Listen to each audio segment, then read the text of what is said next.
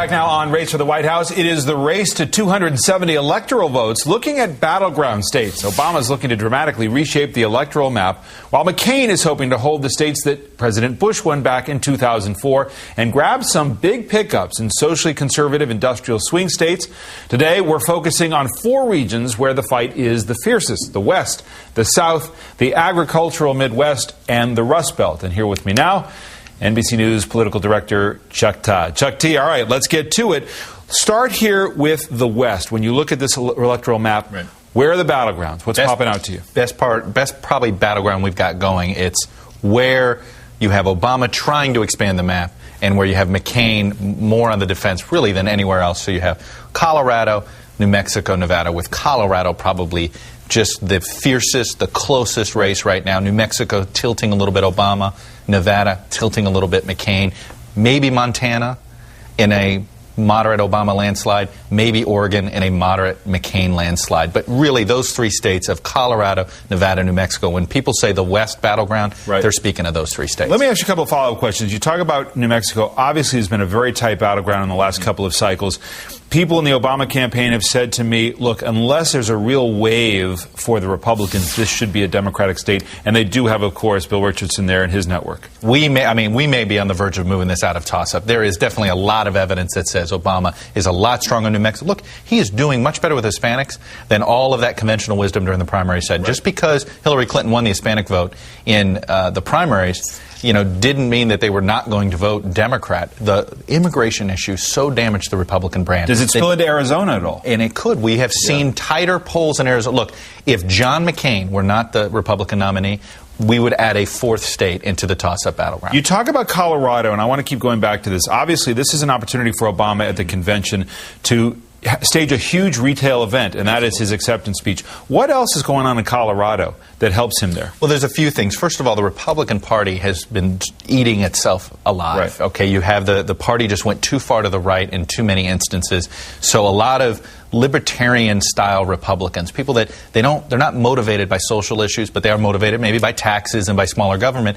They've been turned off by the Republican Party, and Democrats have been doing a very good job locally in appealing to these folks on guns, right, even on religion. Ritter's a very the governor there, Bill Ritter, very religious guy. Obama's not the perfect candidate for Colorado. McCain should be the better candidate there, and yet he is struggling, and that's because the infrastructure of the Colorado Democratic Party is so much better right now. And independence. Independence. Look, independence is growing. They are ideologically more conservative in Colorado than they are in some of these other places. Right. It should be, like I said, this should be where McCain should be doing well, but right now they are all tipping Democrat. All right, let's go east. Let's talk about the Rust Belt. Here we're talking about Pennsylvania, Ohio, West Virginia, Kentucky. This is where McCain wants to really focus the election. This is where he's playing offense. We keep talking about that McCain's playing defense in so many places. He is playing offense in Michigan and Pennsylvania, okay? If he sweeps Ohio, Michigan, Pennsylvania, that troika of states, he is going to be president of the United States. They know that. They're putting everything they can. They really think they're going to win Michigan. I think they think they're coming up short in Pennsylvania. Something is not clicking there. You talk about Pennsylvania. Let's show. We've got a new poll from Quinnipiac out this week. Obama up 42%, but again, narrowing. It's, narrowing a little bit, but it's high single digits. This is a state, McCain has outspent Obama in television advertising in the last 2 months, and this thing is still in high single digits. I think that you're going to see by October 15th, they make a decision and say, you know what, we're going to start yanking some money out of Pennsylvania, and we're going to go all in Michigan.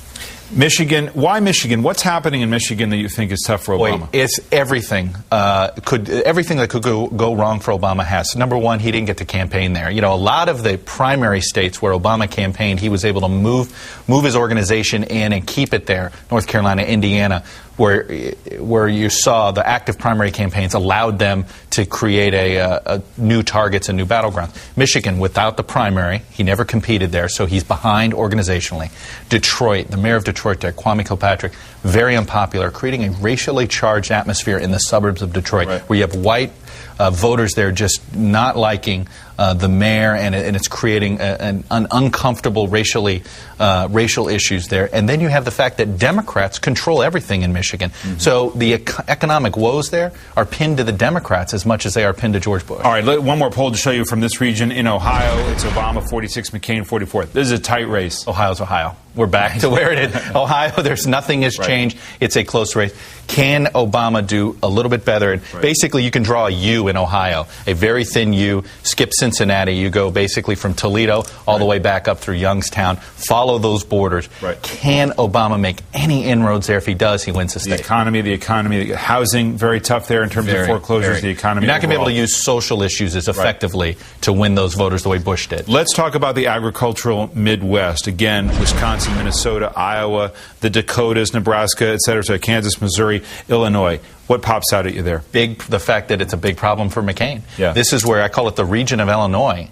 Everything that touches Illinois, Obama's overperforming. Indiana was tight in the primary. Indiana and Missouri should both be lean Republican states, and frankly, they're both toss-ups. Why? They border Illinois. And Iowa is over. Wisconsin is over. Minnesota, let's see how the convention plays. I think there is a chance because there's Republicans there. Maybe if McCain has a good impression, he could keep it in play. But I tell you, I talk to Republicans, they're ready to yank. They think they may end up pulling out of Wisconsin and Iowa. Very interesting. Quickly, let's go to the South. From Virginia on down. Virginia, if he picks Tim Kaine, Obama could put that in play. He could. I tell you, though, everything, when Jim Webb won Virginia, he combined the angry Democrats and he picked off some military veterans. One thing you can't overlook in Virginia is McCain's status as a veteran. It's a big veteran state there in Virginia Beach. It's going to be a tougher haul. This is not going to be Obama's 271st electoral vote. If he gets to 270, other states come for him. If he wins 300, then maybe Virginia comes. Your home state of Florida, it's Obama 46, McCain 44 in the Quinnipiac poll. Is this going to be a tighter slog than a lot of people expect from McCain? Well, Obama has spent $5 million in the state so far in the general election in television advertising, and McCain has spent $0. Obama has spent his way to a tie. The McCain campaign is basically saying, look, we know we're going to spend money there, but we're not. Our voters are snowbirds. They're not there in August and July. We'll go ahead and just roll the dice, let him catch up, but this will come in the end. That said, look, if Obama wins nationally by 6, he's going to carry Florida. If he only wins nationally by 3, though, he may not. And then suddenly Florida is a toss-up. Final point, what about Alaska with Ted Stevens? Does that change his classification? I tell you, my favorite line is, as Alaska goes, so goes the landslide. I mean, look, it is the heart and soul of what's wrong with the Republican Party right now. You've got this party that has been in power too long in Alaska, and they're all being tossed aside. It's not just Stevens. It's Don Young, the congressman who's been there since 1969. They already ousted a governor. They might actually go blue, and that would tell you everything you need to know about this campaign. Chuck T, thanks very much. A lot more of this to come on this program and online. We just keep going. We'll start doing it every week.